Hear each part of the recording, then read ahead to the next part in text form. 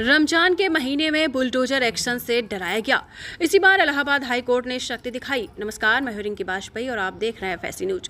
उत्तर प्रदेश के बरेली जिले में निजी संपत्ति पर नमाज पढ़ने को लेकर उठे विवाद पर एक अहम आदेश देते हुए हाई कोर्ट ने एक मुस्लिम व्यक्ति की सुरक्षा सुनिश्चित करने का निर्देश दिया।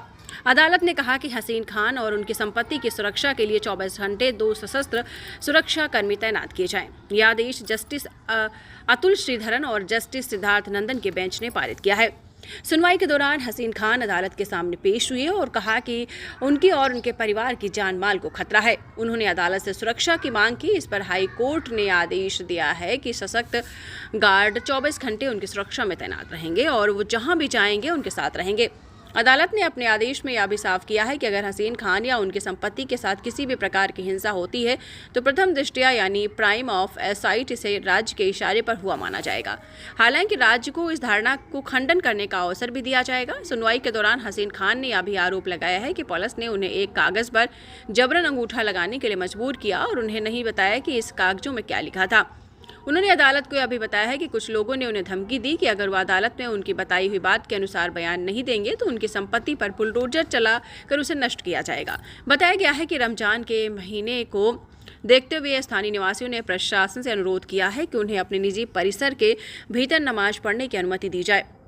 हालांकि आरोप है कि प्रशासन ने इस पर कोई निर्णय नहीं लिया। इसके बाद स्थानीय निवासी तारिक खान ने अदालत का दरवाजा खटखटाया और आरोप लगाया है कि प्रशासन ने अदालत के पहले दिए गए आदेशों का पालन नहीं किया। इस याचिका पर सुनवाई करते हुए हाईकोर्ट ने पहले ही बरेली के जिलाधिकारी और वरिष्ठ अधीक्षक के खिलाफ कंटेम्प्ट ऑफ कोर्ट एक्ट के तहत नोटिस जारी किया गया।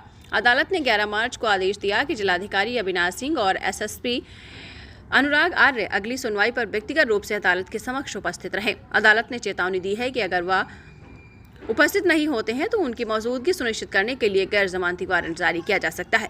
इसके पहले एक निजी घर की छत पर नमाज को लेकर विवाद हुआ।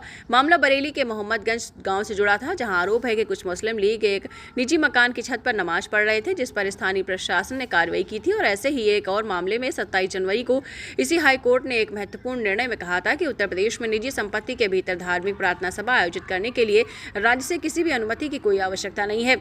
अदालत ने यह निर्णय माना था कि फूल गोसिप मजिस्ट्रेट और इमानुअल ग्रेस चैरिटेबल ट्रस्ट की याचिकाओं पर सुनवाई करते हुए दिया था।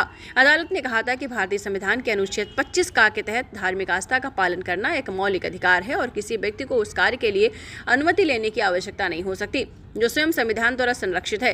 हालांकि अदालत ने यह भी साफ किया है कि यह अधिकार तभी लागू होगा जब प्रार्थना सभा पूरी तरीके से निजी संपत्ति की सीमाओं के भीतर आयोजित की जाए। हाईकोर्ट ने फिलहाल हसीन खान की सुरक्षा सुनिश्चित करने के आदेश देते हुए मामले को अंतिम आदेश के लिए 23 मार्च को फिर से सुने जाने की डेट फिक्स कर दी है। फिलहाल आप इस मामले पर क्या कहेंगे, हमें कमेंट्स बॉक्स में कमेंट करके अपनी राय जरूर दें। पढ़ते रहिए fight against criminal daily newspaper.